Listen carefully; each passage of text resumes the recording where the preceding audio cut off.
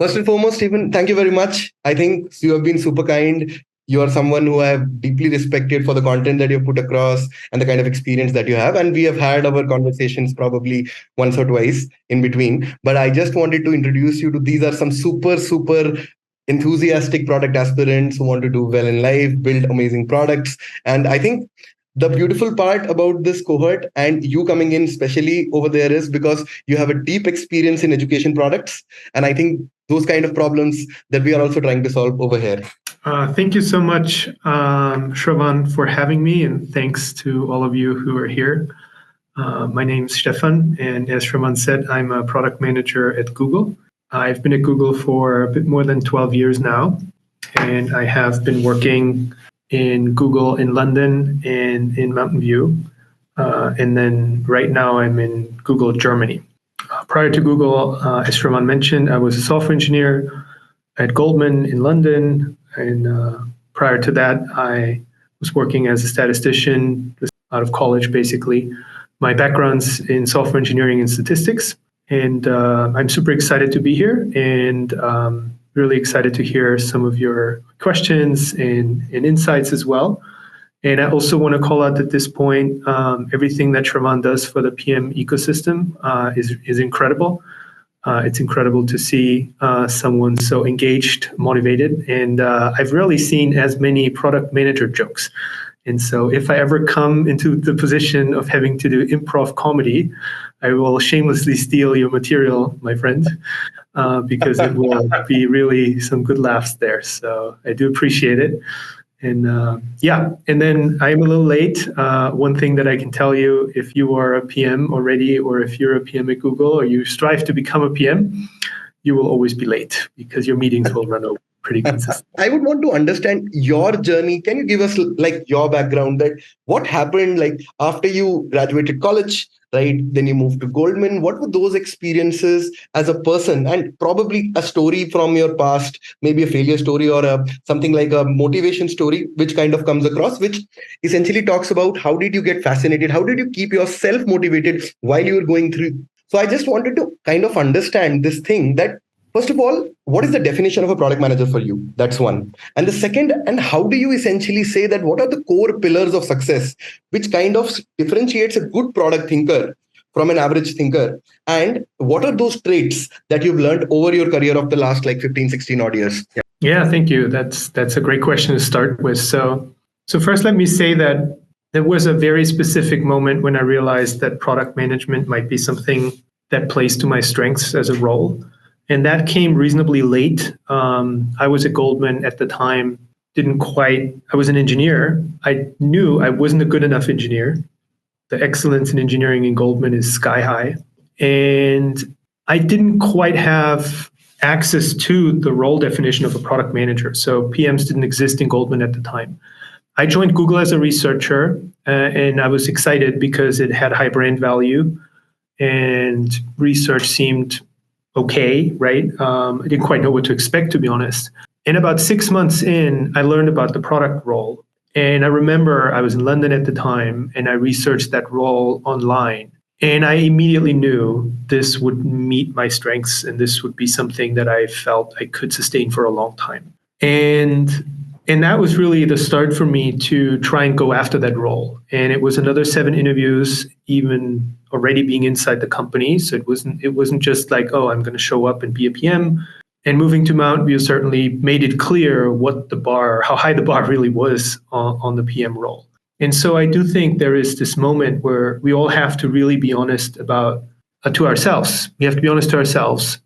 And in my mind, again, this came pretty quickly, and it was true. And if we have this feeling that we know this is the right thing, the path to becoming a PM can be very faceted, very diverse, right? I had someone reach out to me a while ago. This is now 6 years ago.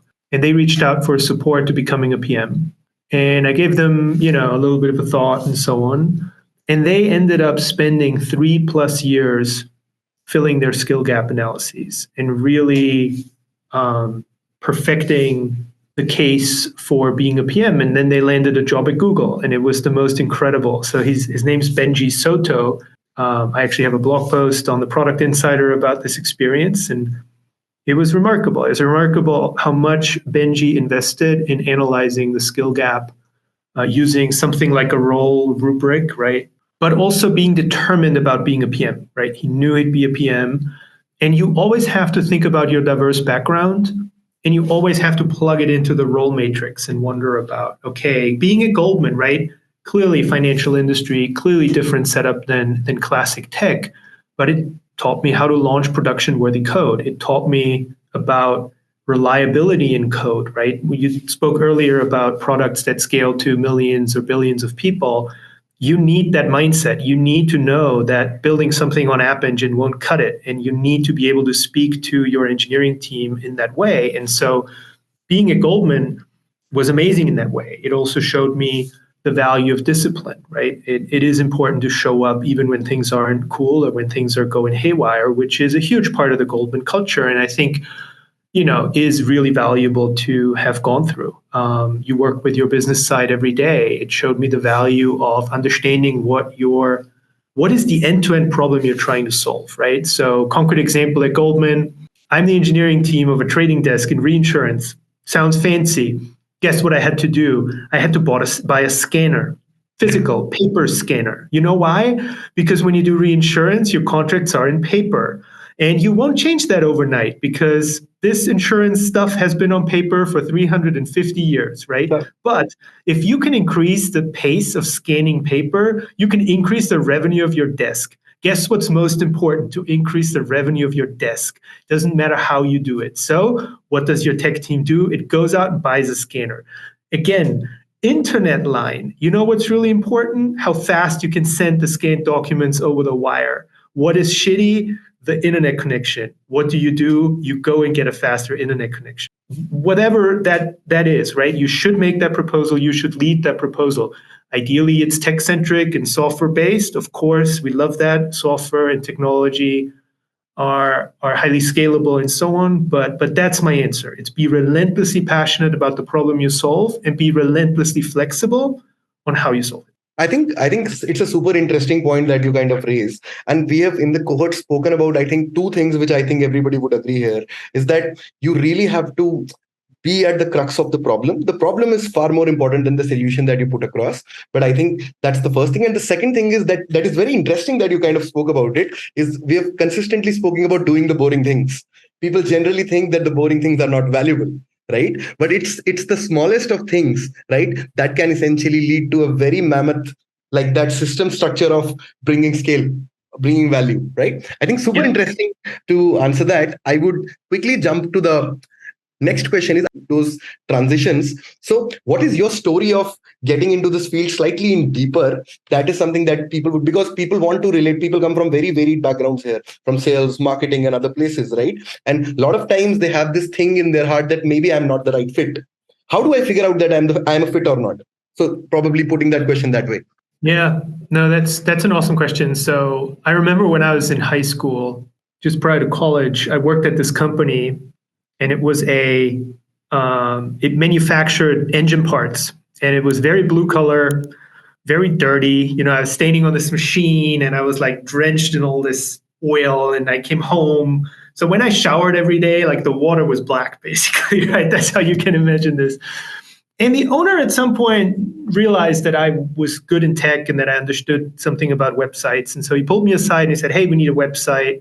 Can you help us, right? Could you make an offer?" And he wanted this thing, which is now completely outdated, but it used to be a thing at the time. It was a CD that you could give to clients, and it would play a video, and it would have information about the company and so on.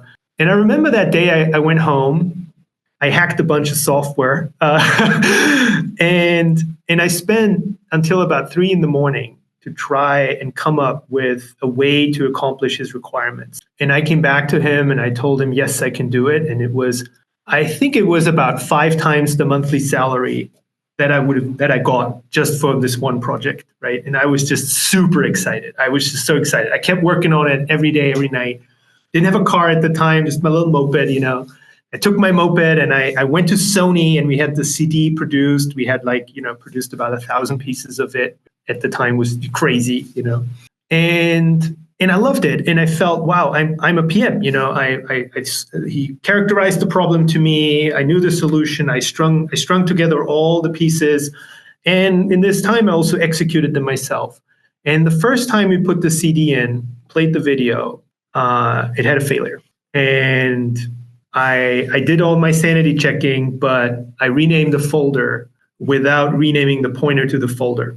And so when in the execution it tried to find the folder, it would break. Wasn't there. I was devastated.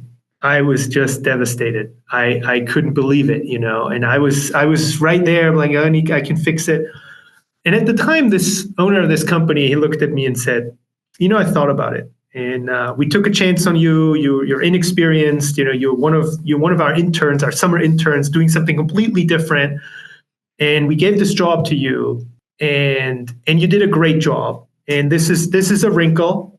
This is certainly something that we didn't anticipate, but we will leave it as is, right? And that was one of the most remarkable moments to me, because you do the best you can, and sometimes you come back and it's not perfect. It doesn't meet the perfection bar, but you did within your realm what you could. You really went after something. You really engaged, and that part is more important than the judgment call, right? It is that makes progress, right?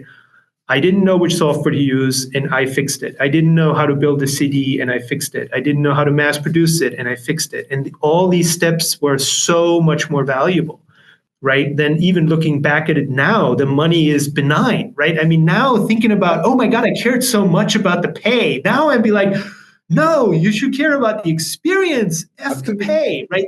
You worry about the pay, right?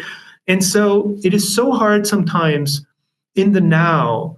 You get tied to these little tokens of success that in hindsight are just not the tokens that really determine success, right? What determined success for me was that I could replicate what I did for this guy 5, 6, 10 times over during college. I funded, but we will leave it as is, right? And that was one of the most remarkable moments to me, because